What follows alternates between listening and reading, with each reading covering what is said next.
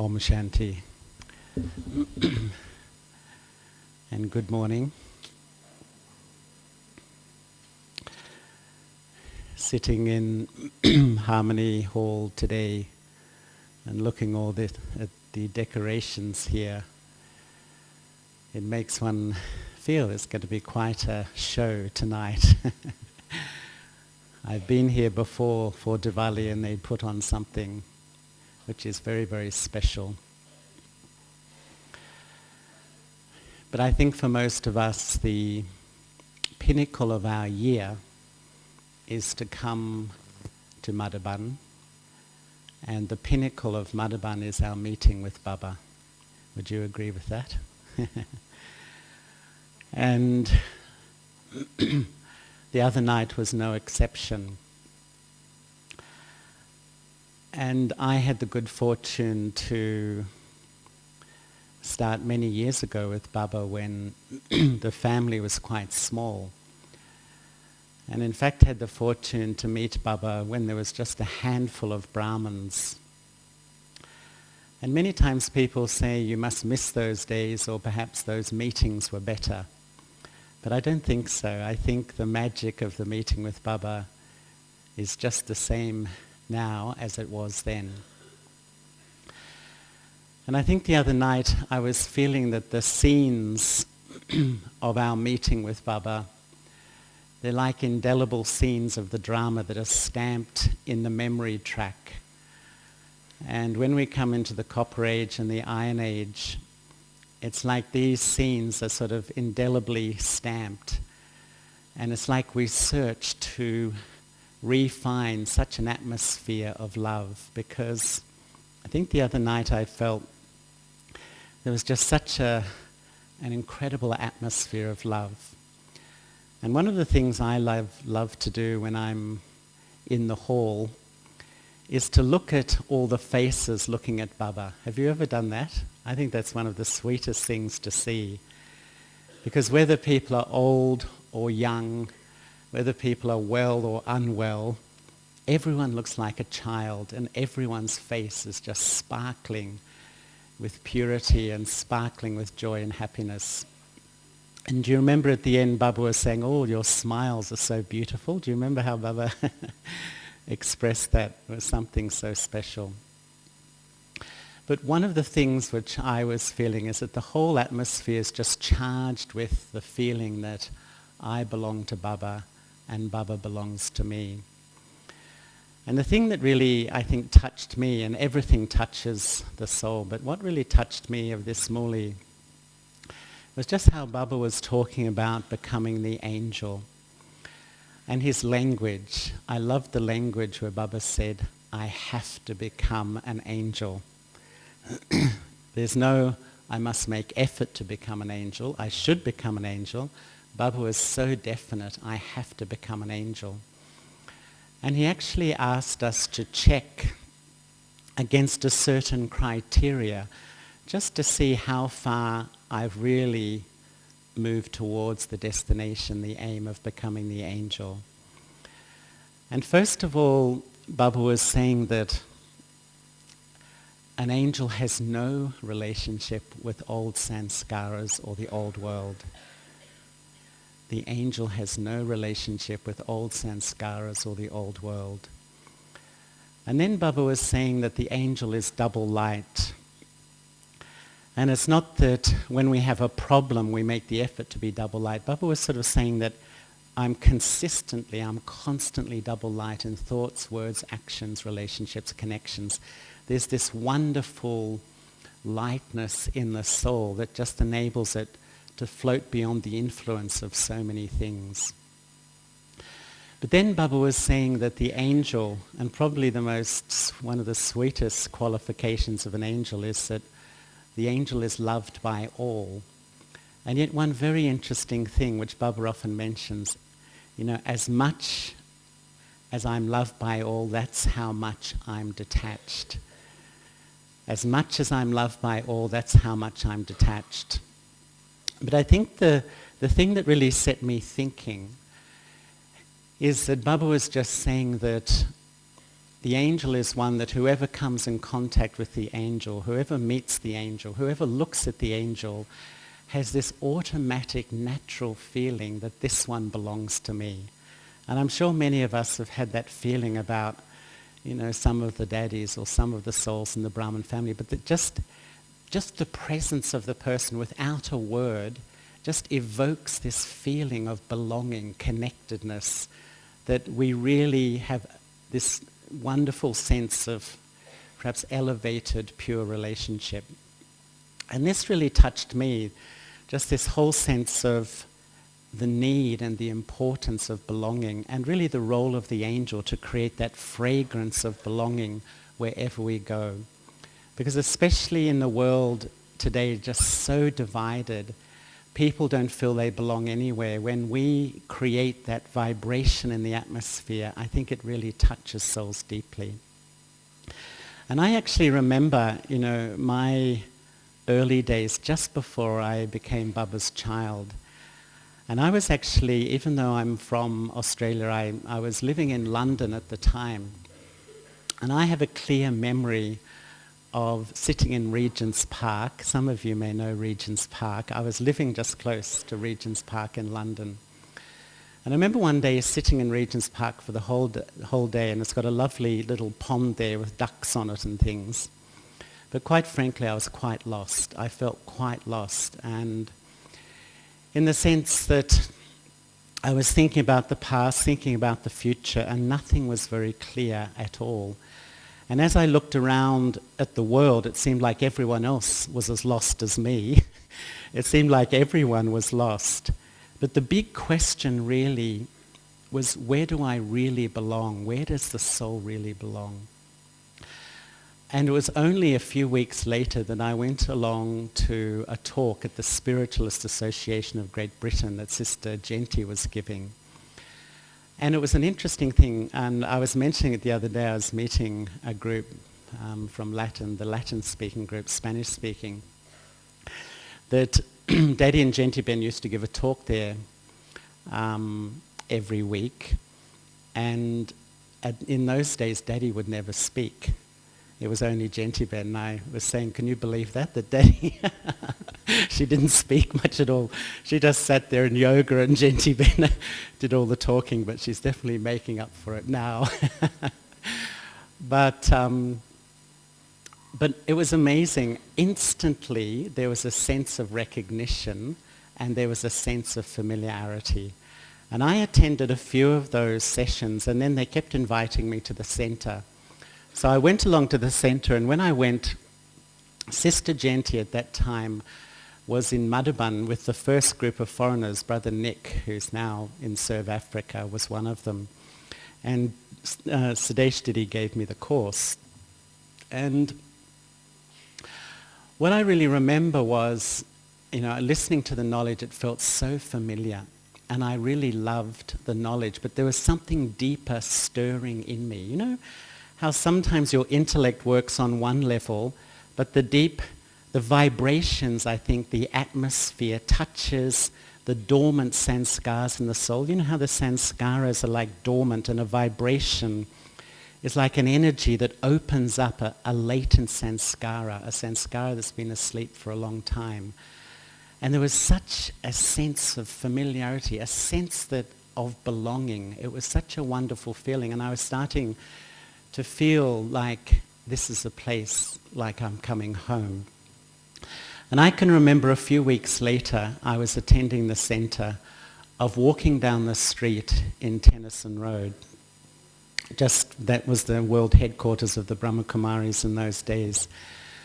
And I was thinking about all the things that I was learning at the center, and I had this experience where time stopped, and it was like an eternal moment where I realized that I'd found Baba, that this was the love that the soul had searched for, and it was like I'd come home. I absolutely felt I was home, and this is where I really belonged. And that was just such a magical moment, because I think that probably the real magic of recognition of Baba, of recognition of God, is that I come home to where I really and truly should be. That is with Baba, and also the awareness of who I really am in my original state. And that sense of belonging, that sense of connectedness, I think is a huge relief for the soul. And I know it was for me. Because the more I go on in this life, just as Baba says that like peace is the original state of the soul, just in the same way I think, just as strongly as peace is intrinsic to our true nature, I think belonging is too. It's essential for the human soul to feel that it belongs. And I think that when we feel we belong to Baba, we feel we come home, and quite frankly, there's no sense of security like the sense of this eternal belonging, which I think the soul has searched for such an incredibly long time. Because there was a point at the cycle where the soul moved away from its state of purity. And I think that disconnection from my original belonging was such a jarring thing to the soul that the soul began to search at that time and began to look for something which it had lost. And I think this search to belong is such a powerful search in the soul. And sometimes I think the soul just feels, I will never find it. I'll never come home to a feeling where I feel really comfortable and totally accepted. And so it's I think a very, very deep feeling in the soul. And I've read a little bit of the work of Elizabeth Kubler-Ross. And I've always found some of her ideas very interesting. She's an American psychiatrist. And what I've learned from her is that she's a person who talks about grief, and she feels that so much grief is stored in the soul.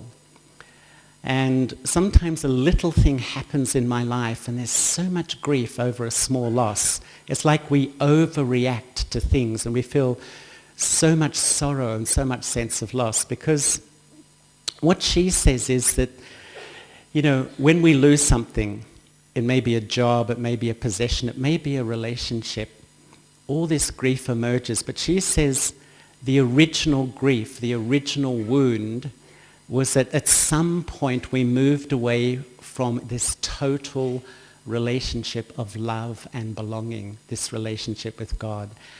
And when we lose anything, it reopens that wound and that hurt in the soul. And this is why sometimes I feel, especially when Avyak Bapdada comes, I feel that almost Baba's main intent is to make all of us feel we belong. You think about it, the way he praises us and he chats with us is like really trying to pull the soul back into that original feeling of belonging, because the soul has felt so disconnected and sometimes so rejected that I think Baba makes so many efforts. And I remember a lot of my personal meetings with Baba, and I can just see how Baba loves to touch the soul with such love that it really pulls the heartstrings and, reinvigorates that sense of belonging. And I remember once that I was in Madhaban, and it was in the early 1980s, and Baba had come and spoken the Murli. He had had all the personal meetings, and we were all sitting in front of Baba about to take leave.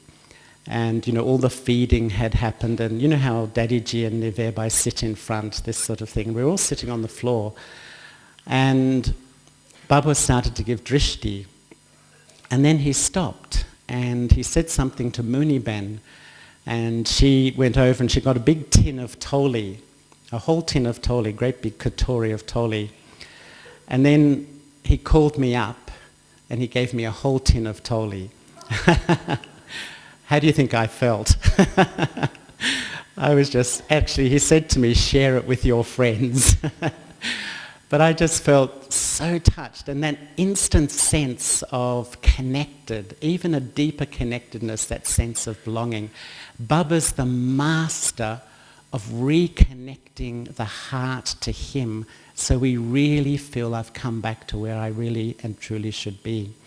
And I remember in those days too, there was one sister who had met Baba, and for some reason she wasn't happy about her meeting. And she was sitting right up in the back of the meditation hall, and once again Baba picked up her vibration and Baba called her right to the front. And it's like Baba knows that we come and we're a bit wounded, we carry many wounds, and sometimes just a little touch on the wound of not belonging or feeling rejected, and that just opens up something huge. And something had opened up in this sister, and it was so lovely to see how Baba just sat with her, talked with her, just filled her, blessed her, until that was gone and her face was just radiating. It was just like a wonderful example of just seeing, how Baba was the master of really pulling those strings in the soul. But I love to sit and think about the cycle and the soul's journey around the cycle, because sometimes I think of the cycle as just sets of sanskars. It's almost like laid in the soul are sets of sanskaras from the different periods of the cycle. We have the set from the Golden Age, the set from the Copper Age, the set just before this life, the Brahman set of sanskaras, even the set of sanskaras of the angel. Because when I visit the original set of sanskaras laid in the memory track of the soul, which is existing there now, there is some sanskaras of absolute, I would say, unity, the experience of total love, and the experience of complete belonging. The Golden Age is like a complete family. I absolutely belong to everyone, and everyone belongs to me. Lakshmi and Narayana are like the parents, and this is the wonder of the kingdom. The kingdom is the perfect system because it's really just like an extended family. And we have those sanskaras within us. And this is why sometimes I think Brahmins are so idealistic about love, because we have in our memory track the experience of perfect love.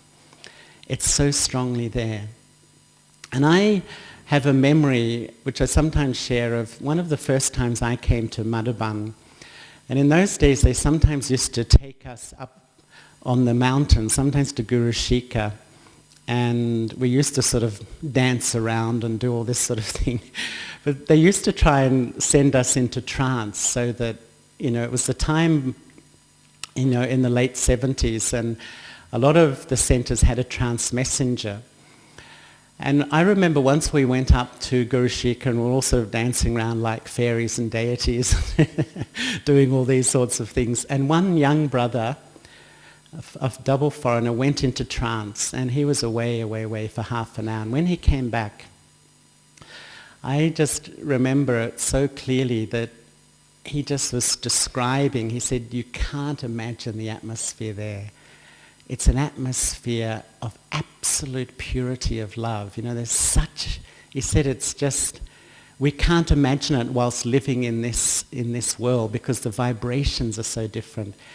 And he was just, has tears streaming down his face. He was so emotional when he tasted the purity of relationships which we know, and the whole sense of belonging of the Golden Age. Because if the soul, as the soul begins to journey forward, and we come into the Copper Age, what begins to happen is that disconnection starts, and the sanskar of belonging becomes a little bit impure. It starts to become attachment. And this then really begins to cloud those feelings in the soul. And even I think sometimes the Rajo state of belonging is preference. You know that sort of state of mind where I say, well, I sort of prefer you to you. I like you more than you. This universal state of love and acceptance and belonging is now broken. And I start to have preference for this one. I like you, but I don't like you. This starts to develop in my makeup. But even as we go further into the Iron Age, I think the sanskara of rejection even becomes quite strong. I even remember once Daddy Janki saying that one of the most Tamo Pradhan sanskaras in the human soul is to reject the other. And if you think about it, probably, I remember once in Australia we had a workshop at one of our retreat centres, and we were asking, the thing that, the most difficult thing most people find. And most people said it was rejection, to feel rejected. I think it's like, it just goes against the grain of the human soul. Not just not to be loved, but actually to be consciously opposed or rejected. And that's the atmosphere in which we live in this world. And sometimes in this very last few lives, I think the soul occasionally has felt so unloved or so rejected. And then, we come to Baba and we find Baba, and I feel I belong. And I start to tap into those sanskaras of belonging, coming home, but still sitting beside them are the sanskaras of feeling disconnected, unloved, rejected, that I don't really belong. For some, they come to Baba easily and belong easily. For some, it takes years to have a sense that I really feel I'm at home here. And, where does this really leave me at this time? Because what I've really seen that these, we do carry these sanskaras of rejection. And the first form of rejection is of the self. Sometimes we have the habit to reject the self. And I remember I once attended a conference which I was an invited speaker, and it was put on by the Buddhists, and the theme was non-violence.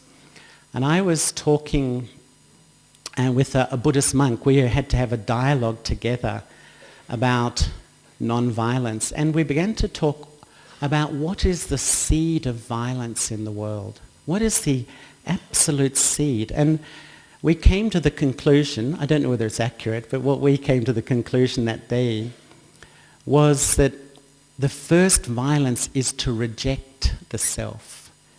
And sometimes we do that if we have an impure thought, if we have a critical thought, if we have a negative thought or a bad feeling, almost instantly this energy to reject myself comes in.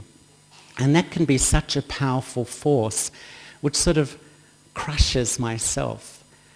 And that sometimes can be such a strong feeling. And yet, what I was beginning to feel is that sometimes it's easy to feel I can belong to Baba. Baba is so lovable. But to actually learn how to belong to my original self, to me that's the key of change. Because many times we Brahmins, sometimes I think we make so much effort for spiritual progress, but we don't see the real results. Have you ever had that feeling that you invest a lot but don't see much result? Because I think we hold on to this present identity so strongly of what I am now and all the sanskaras I end up with at the end of the cycle. And yet, what Baba is teaching us to do is to begin to identify with the original self, because only then can I really feel a sense of belonging and a sense of love for myself. And I often remember a story which I think Anthony Phillips from Toronto shared once, that he was on a train in Canada in the middle of winter, and he said it was, really cold and miserable, and people, in the middle of winter, we all know what it's like, get a bit depressed. And he said that they stopped at a station and the door opened and a young mother hopped on with a newborn baby. And he just said it was amazing how just the presence of that child, just these long, hard, depressed-looking faces just filled with warmth and love. Because I think no matter what stage we're in, when we see something or come in touch with something that's innocent, pure, authentic, it's so lovable. And I think that's the quest Baba gives us, is to find the part in the self, the original part, that is innocent, that is pure, that is authentic, and learn to love that, because then I begin to have a sense of belonging to who I really am. Otherwise, I'm still caught up in this game of rejection, and putting myself down. Because I think to a certain extent, I remember when I first started with Baba and saw how fragile sometimes self-respect can be in Brahman life. I remember thinking that, what's really important is to maintain my sense of self in every scene of life. What will happen in Brahman life is that I will make mistakes, I will probably fail sometimes, and I will get criticized. But the important thing is that I don't let those things make me lose my self-respect.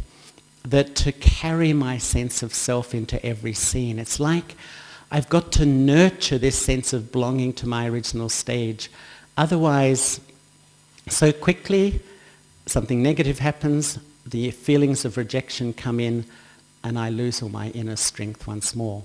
Because I do think there's a relationship. If I have the habit to reject the self, I do have it, in a sense, to reject others too.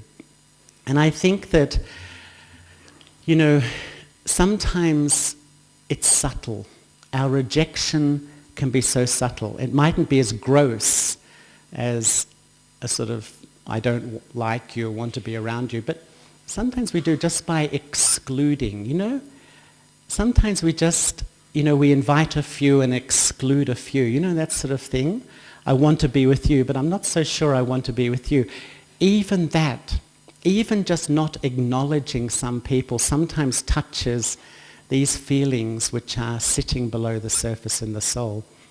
And there's no doubt that we've got to take ownership of these feelings and bring change in these feelings. But sometimes I think they're very strong. And even sometimes in old Brahmins, I think the Achilles heel is if when we're criticized, or opposed, that sense of not belonging, the memories, the feelings of rejection can come up so quickly. And I think that we've got to be careful when we interact with others that, I really create that vibration of giving respect, and that vibration so that the soul really feels it belongs. Because this was really what Baba was telling us, and probably the theme in the Murli, which came back again and again, was that Baba was saying that we should be souls that everyone feels, they belong to me. And I think that's just such a wonderful thing. But of course, I think it goes in stages from my experience. And I feel that when we take Brahman birth, there's a big shift. The first step in Brahman life is moving from body conscious to become a Brahman. And in a sense, our whole sense of identity has been based on this external image I've created for myself around the way I look, my status, my wealth, my position, my power, all that stuff. Actually, I find old souls always knew that was superficial, but we never really knew what to replace it with. And actually, it's a huge relief just to let go that, become simple. And even if we're practicing Brahman life, we're following principles, maybe we're still fluctuating a little bit. But then the second step is when I establish myself as a Brahman, and then I decide I want to become a serviceable instrument. So the second step from a Brahman to really a serviceable soul. And what happens here, I think, is a really interesting thing, that I decide that I love Baba, and so what does Baba love? Baba loves the task of world change. I want to help Baba in his task. So I start to become tireless and committed to Baba's task. And it's wonderful. I'm giving everything I can. But you know what can happen? Subtly, I rebuild that sort of external structure, perhaps we could call it the ego structure, in my Brahman life. It's not gross like it was before, but it's actually something subtle. And what begins to happen is that all the I's and my's, which Baba started to talk about, I start to get my sense of identity from my role and my responsibilities and, my this and my that. And actually after a while, I'm Baba's child, I'm doing service, I'm responsible, but actually I feel quite heavy. You know how Baba was saying that because the more we hold on to this, the more we have to defend it and protect it, and we feel quite heavy. We build up this whole network of I and my, and suddenly the soul feels that actually I'm not full of joy as a Brahman, I'm feeling quite heavy. And this heaviness doesn't give other souls a sense of belonging. The soul can feel burdened.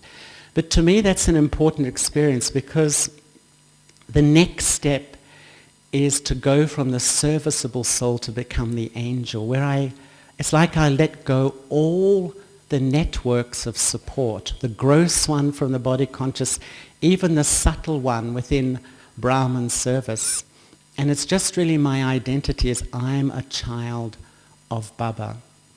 And it's like the soul really dies alive. And I think that vibration really, where I just feel I belong to Baba, starts to give the fragrance of egolessness, the fragrance of that really the whole world belongs to me. Just like everyone who meets the daddies. I've been amazed when I've seen, people come to Madhavan and not know much about the Brahma Kumaris, and just, at peace of mind, we've done it 9 times, and whenever I read the feedback forms, what do you like most? It's always the meetings with the daddies.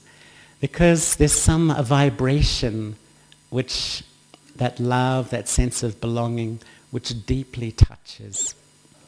And I think that, this is where Baba wants us to go, I think, to really let go and have the courage just to fly like the angel. And, what really are the qualities that make others feel that they belong to me? What are those qualities of the angel? Because in the world, the whole sense of belonging is based on the body. Bodily identity, bodily relationships, bodily religion, all those things. But only those people who have similar bodily circumstances to me feel close to me. Whereas in Brahman life, it's my spiritual qualities which are really the things that start to, create that sense of belonging.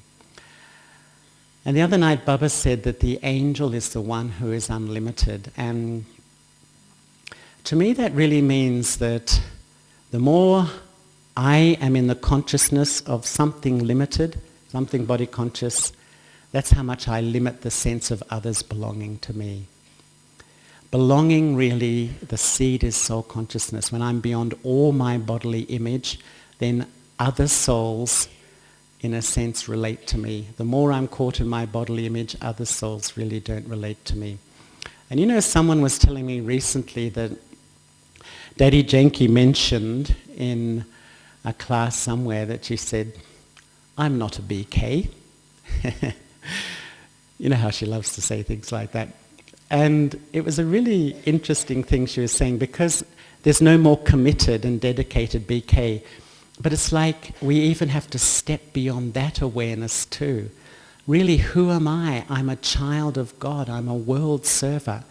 Maybe if I'm really locked into I'm a BK, then maybe there's a subtle vibration to others who are not. I'm just a soul, a child of God. The more I'm in that unlimited state, the fragrance of belonging will be felt by others. And so I think that unlimitedness is a really important step. But also I think, to really create the feelings of belonging, one of the things I find more and more important is the attitude of acceptance. I think acceptance is one of the great forms of service we can do. Not judging others, not analysing others, not always giving the feeling that you can be something different, accepting others as they are. And I feel that this is real mercy in a sense, because, you know, sometimes even we can see why someone is suffering. We can see why someone's not happy. But even thinking about that doesn't really give the sense of belonging. It's like even I let go that true compassion. It doesn't matter what someone has done, why they are like they are, but I accept you as you are. And I think that is such a powerful feeling which creates belonging. And I remember one Australian sister who was living in New York. I can remember her telling me many years ago. And she had been coming to the centre, and she was like a television presenter. And once when she was in New York, Daddy Janki was there, and she wanted to go and see her, but straight afterwards she had to do a shoot. She had to go into the studio to do this program. And so when she arrived to meet Daddy, she was dressed up to the hilt. She had makeup all over and sequins all over her face and quite wild clothes on her, you know, and she was really nervous. She thought, Daddy won't like me. Daddy will pull my ears. Why are you looking like this? And she was absolutely amazed, because Daddy just, as soon as she saw her, her face lit up, she gave her a hug, and she said it was like she didn't see that I was, you know, dressed to the hilt. She just saw beyond that, and she said that was such a message to me of what soul-conscious attitude is really like. Because once again, so easily the soul can reject itself, but that sense of acceptance makes the soul come closer. And when the soul comes closer, in a sense, the soul becomes open to take from Baba. But also I think, you know, the angel is the one, of course, who gives love. Even Baba said is the one who's loved by all. And I think, you know, there's no more powerful tool in Baba's task than that spiritual love. That spiritual love can heal the most hurt heart, can open a broken heart, can uplift, you know, any heart, I think. It's such a powerful thing. And I always feel that love is the first need of the human soul. When there's experience of spiritual love, then all the desires stop and the soul can really look at Baba. But when there's not the experience of love, that first desire is not satisfied, then the soul builds up so many desires. Desire to be recognized, the desire to be noticed, the desire for this, the desire for recognition. All sorts of desires emerge when that fundamental desire isn't there. And yet, the wonder of the angel really is that the qualification to have that unlimited spiritual love is to be, as Baba said the other night, completely detached. And I think even the angel is the one who listens. I think that creates such a sense of belonging too. One of the things I learned from Daddyji, I used to notice that everyone wanted her ear, you know. She's the head of such a huge organization. Everyone loves Daddy. Everyone wanted to speak to her.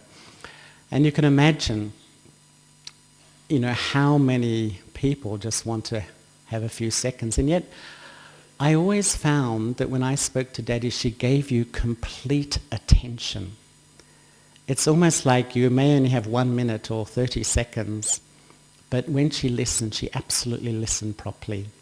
And I think that's also a subtle way of creating belonging, that I respect you, I value you. You know, one sister was telling me just the other day that she's having some problems, and she'd been speaking to different people here about it, but still the problem hadn't solved. And she met somebody, and that person just listened to her for half an hour, didn't say anything. And she just felt that was such an important thing. She felt heard, and that created a sense of belonging in her too. Even the other night, Baba was saying, just a smile. Do you remember? even that today, I think, just have a smile on the face. It's like a form of welcoming. It means the door is open. I'm acknowledging you. I value you.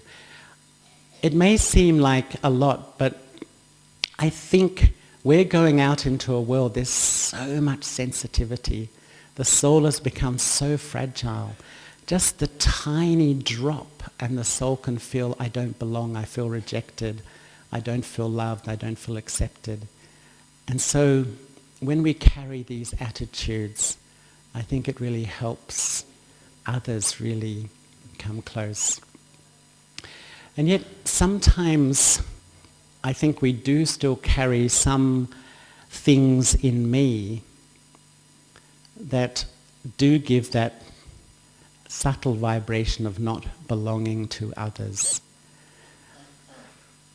And even Baba talked about it the other night as like a heaviness. Sometimes even just my own heaviness doesn't sort of give that light feeling to others. Sometimes it's like a mental heaviness. I feel that mental heaviness comes from critical thoughts and things like that. That vibration doesn't reach others at all. Or even an emotional heaviness where we carry a lot of feelings of all our relationships, all the things going on in my relationships. Or sometimes even a spiritual heaviness, which I feel is like the karmic story. It's sort of sitting in the soul, and I sort of feel weighed down by it. And it's like Baba wants us to become the angels of lightness. And as such, I think what I've noticed in my life, that sometimes even unconsciously there's attitudes and behaviors that don't make other people belong. And one of them is just even the attitude of disapproval. I think sometimes we don't even realize when I'm disapproving. You know, sometimes someone is following Brahman life, maybe 90%, but 10% they're not. Sometimes my vision goes to the 10%, and there's subtle vibration of disapproval or judgment, and the soul moves away. The soul just doesn't feel close at all. And so I think really to be careful that I don't get caught up in that sort of, that sense of disapproval, that vibration of disapproval, because that doesn't mean that hearts can come close.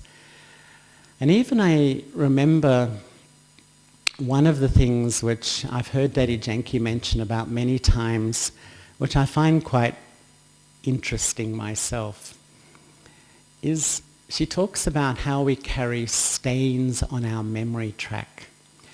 And if you imagine that, as they say in sort of Hindi, the chit is like the memory track, and it's like the whole part is laid in the memory track. And what happens is that sometimes people do things, and I record impressions, sometimes positive, but sometimes negative. It's sort of recorded on my memory track. Their behavior, their actions, it's sitting there. Now, as Brahmins, Baba says, children have good wishes for everyone. So we say, okay, Baba, I'm having good wishes. And and sometimes we say to Baba, well, Baba, I've given this soul so many good wishes, but just nothing happens, They just don't respond, We put it on them. But sometimes in my conscious mind, I feel I'm having good wishes, but in my unconscious mind, I'm like looking through the filter of all those stains in the memory track. It's a sort of a subtle filter over that I'm looking through towards that soul. Their history, their past is in front of me. And so they get that subtle vibration and they don't really feel close. Or sometimes even my good wishes are a bit patronizing. It's like I say to them that, well, you are a bit like that, but, I'll have good wishes for you anyway, We just don't realize that it's actually a little bit patronizing, a little bit arrogant where I'm coming from. And just have such cleanliness of feelings so that when my vision, when I'm looking to another, they get that cleanliness of feeling because it will invoke the sense of belonging in a natural way. If the feelings are passing through a filter of their history or their behaviors or the assumptions I've made about their behaviors, then they don't get that deep, clean feeling from me, which really uplifts and makes them belong. And I've seen the example of this. I remember there was one soul living in a center, and she had been labeled as a problem. You know how sometimes when there's a common vision that someone's a problem. And that's how she behaved, perhaps. And then she moved to another center. And the instrument soul really had a good attitude towards this person. I just couldn't believe how different she was. And I just realized that often, our vision, they often say, as the drishti, so the shrishti, as my vision, so the world. When I see someone as a problem, almost they dance to the tune of my attitude. And if I change my attitude, that in itself is like giving support for the soul to begin to grow. And sometimes even those things that I was touching on before, that unconsciously sometimes, especially in the family, we are a family, and when we know that in the subconscious of souls are sometimes this sensitivity to not belonging, and we sort of arrange things, and some are involved and some aren't involved, and I include some and exclude others. Sometimes this can really hurt the hearts of others, this exclusion. It's a form of control sometimes, that we think, well, I include those who cooperate with me. I include those who agree with me. That's a very sort of controlling behavior. Whereas Baba, I think his view is that all are my children, and Baba really accepts everyone in that way. Even just like the feelings of preference, I prefer you to you. All these are subtle sort of attitudes which sometimes crush feelings of belonging. Sure, I have to become aware of my attitude, but at the same time, if I have these feelings sometimes of not belonging, feeling a bit left out, feeling rejected, I actually have to do something about it. Because often the human nature is to blame the one who becomes the instrument for my feeling, rather than realizing it's a sanskara that's been laid in my memory track for a long, long, long time. And so it emerges that just so simply sometimes someone is asked to do something, and I just feel because I wasn't asked that they don't like me, I take it as a message, they don't like me. Such subtle things like that. Or someone else is praised, and so they don't say anything about me, but I maybe take it that, my sanskara starts to work, and I start to feel, perhaps they don't like me as much. Sometimes we're deceived by this sanskara which sits in my subconscious. And this is why I think that if we have that habit or this feeling that emerges, I've really got to start to work on it and bring change in it, because it really influences the quality of my relationship, not only with the Brahmin family, with even Baba too, because when I feel a bit rejected from the family, I even feel at a distance from Baba, in a sense too. It's hard to feel close. And I just think that's what Baba's really trying to emerge in us. Because if you look at the world at the moment, look at the world. How divided is the world at the moment, It's just, we can see all groups of people rejecting each other. Religions rejecting each other, cultures rejecting each other, families rejecting each other. Even within a family, there's just such an atmosphere of rejection. And Baba's really saying to us that we have to become the angels of belonging and create, no matter who it is who comes in front of me. And I had a great example of this recently during the interfaith retreat, because it was like representatives of the whole tree came to Madhuban, and quite senior representatives of all the major faiths. And yet there was such a feeling of being a family. And I feel just the spiritual love and the attitude of the Brahmin family of just, not carrying the arrogance of who I am and who you are, or that vision, but, really you are a brother, and that vision of respect creates such a sense of belonging. It melts hearts and souls really come close. And we need so much courage that even when we go to places where we're rejected because we are a BK, people immediately make assumptions about us. We've got to still show them that sense of belonging, because I think, show them respect and not react to that. I had an experience many years ago when I had to do a radio interview, and there was I think it was when Daddy Prakash Muni was coming to Australia. And I did a few radio interviews, but there was one man who interviewed me who was quite sort of famous in Australia as, how would you call them? I think the term is shock jocks,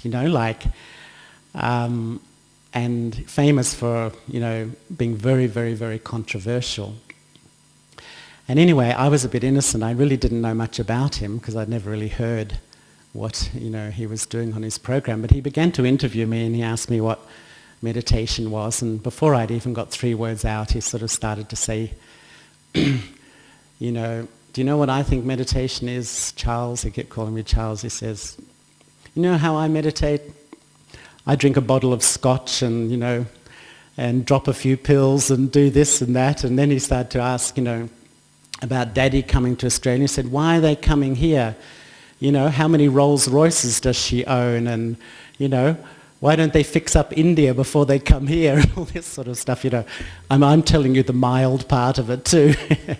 It was so aggressive, incredibly aggressive. And I'm not very good at defending myself in those sort of circumstances. So I sort of laughed along and just kept talking. And then suddenly he stopped and he was quite abusive, really.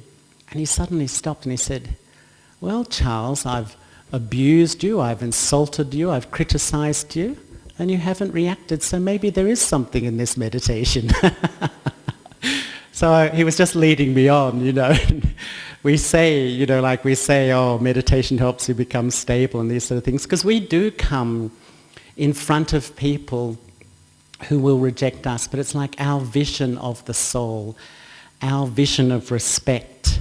I think our vision, that vibration of belonging, I think is just such a wonderful fragrance to spread around the world, and even especially in the family.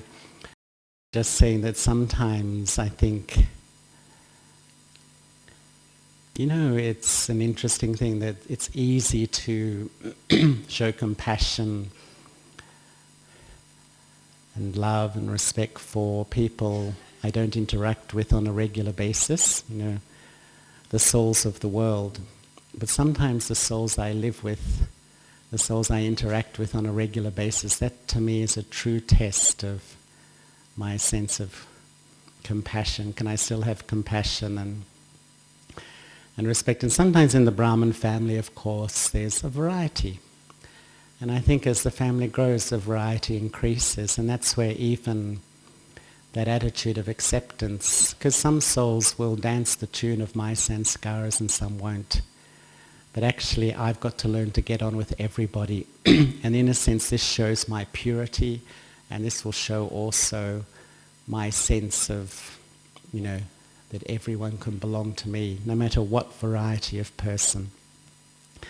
And I think that's what Baba was saying now in these final scenes of the drama, and the drama's moving so fast that I have to become that angel which has such an unlimited attitude. And even the souls, they won't become Brahmins, but they just have such a feeling from the angels. And I think Daddy Janki was saying this morning that one of the interesting things about angels is that they belong to all religions.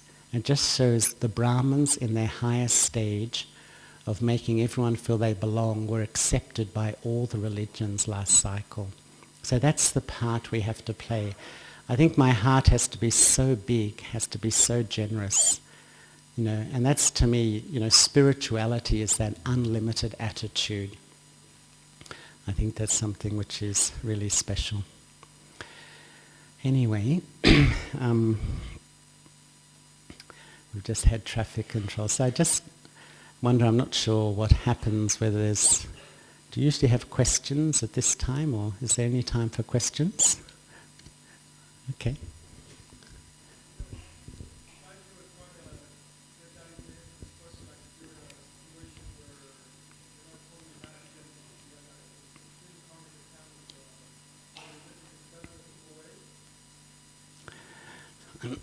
As far as I heard, the question was that, if you're in a situation and there's an extreme karmic account with a particular individual, should you move away? Is that right? If I said yes in some cases and no in other cases, is that sitting on the fence too much? Because I think it does depend. I think Baba's way always is to stay where you are and change. That is really Baba's way. But if there's a point where I just don't feel strong enough to deal with this particular thing and it's really deeply distressing me, maybe a break to regain strength is better. But ultimately, I think Baba's way is always that situations are there to reveal to me what I'm really like. And, and I think that, quite frankly, a few times I've learned that some of the souls that you feel maybe you have the strongest accounts with are the souls you're closest to. Have you ever noticed that? And I've seen a few times that some of the souls that you feel this strong thing, after a while, when that account lessens, you become the closest of close friends. It's quite remarkable. It can happen. Because relationships have many hidden secrets. There's like different types of accounts in one relationship. There is the account of love and respect, but there is the account of negativity there too. Initially there may be love and respect. As familiarity comes, the negative side of the account emerges. But if the souls have gyan after a while, that recedes, and often that opens out to a very, very loving relationship, because we've changed the form of the account through my relationship with Baba and the strength of Gyan. But sometimes it really needs patience, because there are some accounts that can be really strong. But in my personal experience, usually, I even remember once, there's a story about a guru who lived in Paris, and I forget his name at the moment. And he had an ashram, and in the ashram there was a cook who was working in the kitchen, and no one could get on with this chef. No one could get on with him. He was so difficult. And he was also unhappy being there because people were criticizing him, and in the end he left. And this teacher followed him and asked him to come back into the kitchen. And when the rest of the members of the ashram heard that he had invited this chef back, they got so upset, and a whole delegation went to meet the guru saying, "We don't want him back." And so the guru said, "Well, why did I ask him back? I'm your teacher, but he is also your teacher. He's probably even your greater teacher." Because, sometimes there's no doubt that, are we just going to live a life within our comfort zone, that we only live around people that make us feel very good? It's never going to happen. Actually, the people who challenge our other sanskaras, if we have the right approach, we can use them to learn about ourselves and change. We all know this theoretically, but sometimes, I often feel, for me, that one of the great lessons which has changed me is good wishes and pure feelings. Because what I've really realized about good wishes and pure feelings is that it's not so much to improve a relationship. It is that, but it's to protect my yoga. Because once I get caught in the defects and the issues of another soul, where does all my yoga go? It's almost like I become obsessed with this person. can I remember Baba? When I have good wishes, I clear those feelings. It frees me to actually have a connection with Baba. Otherwise, I just get so pulled by this person's behavior. I just can't get it out of my mind. And therefore, I can't even remember Baba at the time. And that's why I think, to me, when I can have good wishes and pure feelings, it's clearing all these accounts which otherwise pull me away from Baba. And that's the real reason we have good wishes and pure feelings. It actually is the seed of having very strong connection with Baba.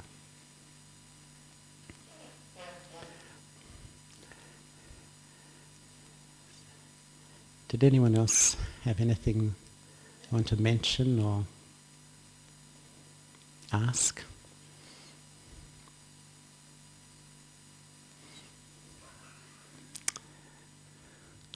Okay. Well, I'm leaving in about an hour, so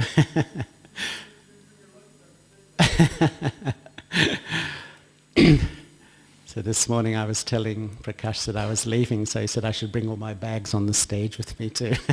But anyway, it's really been a lovely time for me.